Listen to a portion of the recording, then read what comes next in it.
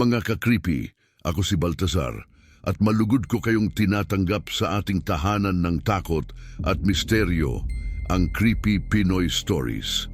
Maraming salamat sa inyong patuloy na pagsuporta at pagtangkilik sa ating mga kwentong magpapabilis ng tibok ng inyong puso at magpapalawak ng inyong imahinasyon. Sa bawat pagpindot ninyo sa play, isang bagong daigdig ng karimlan ang inyong pinapasok, kaya't huwag kalimutang mag-like at mag-subscribe para lagi kayong una sa bawat kakaibang kwentong aking ihahatid. Sumali na rin sa ating komunidad ng mga adik sa kwentong nakakapangilabot at siguraduhing naka-on ang notification bell para sa walang humpay na kilabot at suspense. Ngayong gabi, ihahandog ko ang isang kwento na magpapakilabot sa inyong mga balahibo at magpapaisip kung ano nga ba ang nagtatago sa dilim. Sa isang masayang pagdiriwang ng kaarawan sa Quezon City, isang bata ang magbubukas ng pinto patungo sa isang nakakagimbal na realidad. Ang sigaw ng tikbalang ay magiging simula ng isang gabing hindi malilimutan, isang gabing mag-uugnay sa kasiyahan at kamatayan. Mag-ingat sa anino sa labas ng bintana at maging mapanuri sa mga bulong ng nakaraan.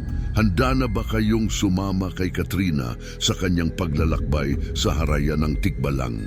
Isara ang mga ilaw, maginhawaan, at hayaang dalhin ko kayo sa isang kwentong tiyak na magpapalakas ng pintig ng inyong puso, ang Sigaw ng Tikbalang. Sa gitna ng masiglang tugtugin at hiyawan ng mga bata, ipinagdiriwang ni Katrina ang kanyang ikawalong kaarawan sa isang party hall sa Quezon City. Ang lugar ay puno ng masasayang dekorasyon, mga lobo na lumulutang sa kisame, mga pabitin na nag-aabang na mapitas at mga batang nagtatakbuhan, puno ng saya at enerhiya. Ang lahat ay abala sa pagdiriwang, ngunit ang pinakatampok sa lahat ay ang isang makabagong virtual reality game booth na agad pinilahan ng mga bata. Si Katrina, kasama ang kanyang mga kaibigan, ay tuwang-tuwa sa teknolohiyang tila nagdala sa kanila sa ibang mundo. Nakangiti siya habang nakasuot ng headset, lumalaban sa mga halimaw at lumilipad sa kalawakan sa loob ng katangisip na realidad. Ngunit sa kalagitnaan ng kasiyahan, isang malakas at kakaibang ingay ang umalingaw-ngaw mula sa banyo ng hall. Ang ingay ay sapat upang mapatigil ang mga bata sa kanilang paglalaro at mapalingon ang mga magulang na nagkukwentuhan. Si Katrina, na nasa loob pa ng VR booth, ay nag-aalis ng kanyang headset at dahan-dahang nagtungo sa pinagmulan ng ingay. Sa bawat hakbang, ang kanyang puso ay tumitibok ng mas mabilis habang ang ingay ay nagiging mas malinaw. Hindi ito ordinaryong ingay, kundi isang malalim at nakakabahalang hagulhol na tila nagmumula sa lupa. Ang bawat sigaw ay nagpaparamdam ng kakaibang lamig na tumatago sa kanyang mga buto. Sa isang sulok ng hall, ang mga matatanda ay nagkukwentuhan habang abala ang mga bata sa laro. Isa sa kanila na may mabibigat na buntong hininga ang nagbahagi ng kwento tungkol kay Mang Erning, isang respetadong security guard sa lugar na iyon. Ayon sa kwento, isang gabi matapos ang isang salo-salo, natagpuan ang pamilya ni Mang Erning na wala ng buhay sa kanilang tahanan. Mga katawan na walang sugat ngunit wala ng hininga maliban kay Mang Erning na siyang nag-iisang nakaligtas. Ang mga matatanda ay nagpalitan ng mga sulyap na puno ng takot at pagtataka, habang ang mga detalye ng trahedya ay nagdulot ng kilabot sa mga nakikinig. Si Katrina, na nakikinig sa di kalayuan, ay naramdaman ang bigat ng kwento sa kanyang dibdib. Hindi niya alam na ang kanyang sariling kapalaran ay maaring maging katulad ng pamilya ni Mang Erning. Ang kanyang mga mata ay puno ng pag-aalala habang ang mga bulong ng matatanda ay nagiiwan ng isang nakakakilabot na tanong sa hangin. Ano ang nangyari sa pamilya ni Mang Erning at paano siya nakaligtas? Ang mga bulong at hagulhol ay naghalo sa hangin, nag-iiwan ng isang nakakapangilabot na katahimikan na nagbabadya ng isang mas malalim at mas madilim na misteryo na malapit ng mabunyag. Sa gitna ng masayang pagdiriwang, habang ang mga tawa at sigawan ng mga bata ay umaalingaw-ngaw sa party hall, isang malamig na pakiramdam ang biglang bumalot kay Katrina. Sa isang sulok ng kanyang mata, napansin niya ang isang anino sa labas ng bintana. Ang tikbalang na may katawang kabayo at mukhang tao ay tahimik na nakatayo at tila pinagmamasdan ang kasiyahan sa loob ng hall. Ang kanyang mga mata ay nagliliyab sa isang kakaibang ningning na nagdudulot ng pangamba sa sinumang makakita. Dali-daling lumapit si Katrina kina Carlo at Andrea, ang kanyang mga matalik na kaibigan, at nanginginig ang boses na ipinahayag ang kanyang pangamba. Carlo, Andrea, may kakaibang nilalang sa labas. Nakatitig sa atin, bulong ni Katrina. Ang kanyang mga mata ay hindi maialis sa bintana. Hindi pinansin ng dalawa ang babala ni Katrina at ipinalagay na ang kanyang nakita ay bunga lamang ng kanyang malikot na imahinasyon. Katrina, siguro masyado ka lang nadala sa VR games. Halika na, it's our turn na, sabi ni Andrea habang hila-hila siya pabalik sa virtual reality game booth. Samantala, ang tikbalang ay dahan-dahang lumapit sa lugar kung saan naroon ang virtual reality game booth. Ang bawat hakbang nito ay tila nagpapalakas ng kaba sa dibdib ni Katrina. Ang kanyang mga mata ay tila may kakaibang ningning na nagbabadya ng hindi maganda. Ang kasiyahan ay biglang napalitan ng kaguluhan. Hindi makagalaw si Katrina sa labis na takot habang ang mga sigaw ng kanyang mga kaibigan at ang tunog ng mga bagay na nababasag ay pumuno sa hangin. Ang masayang ingay ng kaarawan ay napalitan ng takot at kaguluhan. Nakita ni Katrina ang mga palatandaan ng pag-atake ng tikbalang, mga upuan na tumitilapon, mga lamesang nagugulungan at mga bata na tila hinahabol ng isang hindi nakikitang puwersa.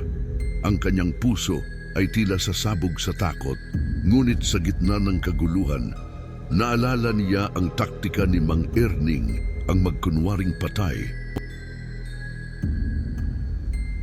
Dahan-dahan siyang humiga sa sahig, ipinikit ang kanyang mga mata at tinakpan ang kanyang mga tainga upang mapanatili ang kanyang pandinig at paningin na nakatago mula sa tikbalang. Kumagat si Katrina sa kanyang labi hanggang sa ito'y dumugo at kanyang kinurot ang kanyang sarili upang manatiling gising sa kabila ng takot. Ang bawat segundo ay tila isang walang hanggang bangungot. Ngunit ang tunay na laban para sa kaligtasan ni Katrina ay nagsisimula pa lamang. Ano ang mangyayari kapag ang tikbalang ay makahanap ng biktima na nagkukunwaring patay? Ang panganib ay hindi pa tapos at ang susunod na hakbang ni Katrina ay maaaring magdikta ng kanyang kapalaran. Nang matapos ang insidente, natagpuan si Katrina na buhay, ngunit siya na lamang ang natitirang buhay mula sa mga dumalo sa kaarawan. Nakahandusay siya sa sahig, pilit na pinipigilan ang kanyang paghinga, habang ang mga autoridad ay isa-isang kinukuha ang mga walang buhay na katawan ng kanyang mga kaibigan. Ang mga tili at hagulgol ng mga magulang na nawalan ay gumuhit ng malalim na sugat sa kanyang puso. Kinupkop si Katrina ni Tita Lourdes. isang guro sa sign language na nagbigay ng kalinga at pag-aaruga sa kanya habang siya ay nagpapagaling. Sa tahimik na silid ng ospital, tanging ang mga mata lamang ni Tita Lourdes ang nagsilbing bintana ni Katrina sa mundo. "Katrina, anak, nandito lang ako," bulong ni Tita Lourdes habang hawak ang kanyang kamay. Sa tulong ng ilang operasyon, unti-unting naibalik ang ilan sa mga pandama ni Katrina, ngunit ang mga sugat sa kanyang katawan ay nagsilbing paalala sa gabing iyon. Ang bawat peklat ay isang kwento ng kaligtasan at sakit na kanyang pinagdaanan. Sa bawat salamin na kanyang nahaharap, ang mga peklat ay sumisigaw ng mga alaalang nais niyang limutin. Ang bagong buhay ni Katrina ay puno ng katahimikan at pag-iisa. Isang malayong imahe mula sa masayang bata na nagdiriwang ng kanyang ikawalong kaarawan. Sa tahanan ni Tita Lourdes, sa ilalim ng mga lumang retrato at alaala ng nakaraan, si Katrina ay nagtayo ng bagong mundo na binubuo ng katahimikan at kalungkutan. Ngunit sa kanyang mga mata, may isang lihim na apoy na nag-aalab, ang pagnanais na mahanap ang katotohanan sa likod ng kanyang bangungot. Bilang isang dalaga, bumalik si Katrina sa lumang party hall sa Quezon City, kasama si Tita Lourdes upang harapin ang mga alaala ng nakaraan. Ang mga hakbang nila ay umalingaw-ngaw sa maluwang na bulwagan na ngayon ay puno ng alikabok at nakaraan. "Kaya mo ito, Katrina," mahinang sabi ni Tita Lourdes na hinawakan ang kanyang kamay ng mahigpit.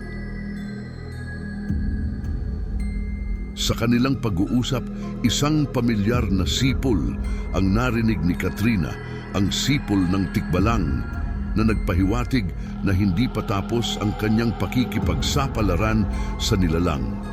Bigla siyang napahinto at ang kanyang puso ay tila nalunod sa takot. "Tita, naririnig mo ba?" "Yun," tanong ni Katrina, ang kanyang boses ay puno ng pag-aalala. Ang kwento ay nagwakas sa isang babala mula kay Katrina na nagpapaalala sa aral ni Mang Erning. Kapag nakaharap sa ganitong uri ng nilalang, ang tanging kaligtasan ay ang hindi pagpansin sa kanilang presensya. "Huwag nating bigyan ng kapangyarihan ang takot," bulong ni Katrina sa kanyang sarili habang ang sipol ng tikbalang ay unti-unting nawala sa hangin. Sa kanyang mga mata, isang bagong determinasyon ang sumilay, ang determinasyong harapin ang anumang dilim na maaaring bumalik sa kanyang buhay. Mga ka-creepy, sa dilim ng gabi, isang paalala ang iniwan sa atin ni Katrina. Ang tunay na lakas ay nasa pagharap sa ating mga takot. Huwag nating hayaang lamunin tayo ng dilim na nagtatago sa bawat sulok ng ating isipan. Maraming salamat sa inyong pakikinig, mga ka-creepy. Kung nais ninyong patuloy na makatuklas ng mga kwentong magpapabilis ng inyong pulso, huwag kalimutang mag-like, mag-subscribe at i-click ang notification bell sa Creepy Pinoy Stories. Sumama sa ating komunidad at maging bahagi ng pamilyang hindi natatakot sa anumang kababalaghan.